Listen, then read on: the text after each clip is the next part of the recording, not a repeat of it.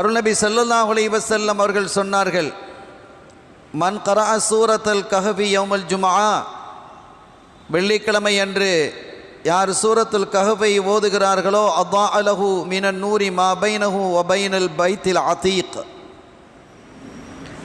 நாளை மறு உலகத்தில் அவருக்கும் அவருக்கு மத்தியில் அவருக்கும் பைத்துல் அதீக் என்று சொல்லக்கூடிய இந்த உலகத்தில் பைத்துல் அதீக் என்றால் காபத்துல்லா, வானுலகிலே ஒரு பைத்துல் அதீக் இருக்குது, பைத்துல் மாமூர், அதற்கும் இடையிலே வெளிச்சம் நூர் ஒளிமயமாக அது இருக்கும் என்கிறார்கள். சூரத்துல் கஹஃபினுடைய கடைசி 10 ஆயத்தை யார் ஓதி வருகிறாரோ உஸிம மின் ஃபித்னத்தி தஜ்ஜால், தஜ்ஜாலினுடைய குழப்பத்தில் இருந்து அவர் பாதுகாக்கப்படுவார்.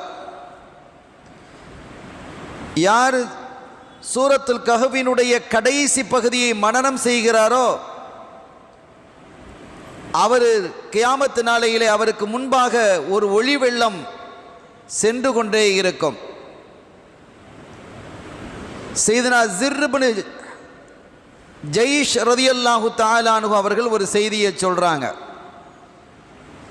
ராத்திரி படுக்கும்போது அல்லது பகலாக இருந்தாலும் சரி, அவர் தூங்குவதற்கு செல்கிறார். ஒரு குறிப்பிட்ட நேரத்தில் எழமணும். அவசரமாக வெளியூர் போக வேண்டியிருக்கு, 3:30 மணிக்கு எழும்பணும் அல்லது தஹஜ்ஜுதுக்கு எழுந்திருக்கணும்.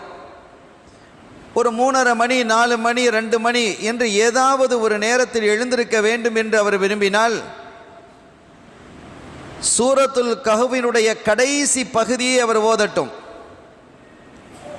மன் கரஅ ஆகிர சூரத்தில் கஹ்ஃபி லிசாஅத்தி யுரீது அன் யகூமஹா மினல் லைல் காமஹா, அந்த நாளில் அந்த நேரத்தில் எழுந்திருக்க வேண்டும் என்று அவர் விரும்புகிறாரோ அந்த நேரத்தில் அந்த சூரா அவரை எழும்பிடுவார். அவர் இமாம் ஹதீப் மெம்பரிலே ஏறுவதற்கு முன்பாக யார் சூரத்துல் கஹஃபை ஓதுகிறாரோ அந்த ஜும்மாவிற்கும் முந்தைய ஜும்மாவுக்கும் இடையிலே அவர் ஏதாவது பிழைகள் தவறுகளை செய்திருந்தால் அதற்கு அது கஃபாராவாக பரிகாரமாக அமையும் என்கிறார்கள் நம் இதயவேந்தர் காத்தமுர் ரசூல் முஹம்மதுர் ரசூலுல்லாஹி ஸல்லல்லாஹு அலைஹி வஸல்லம்.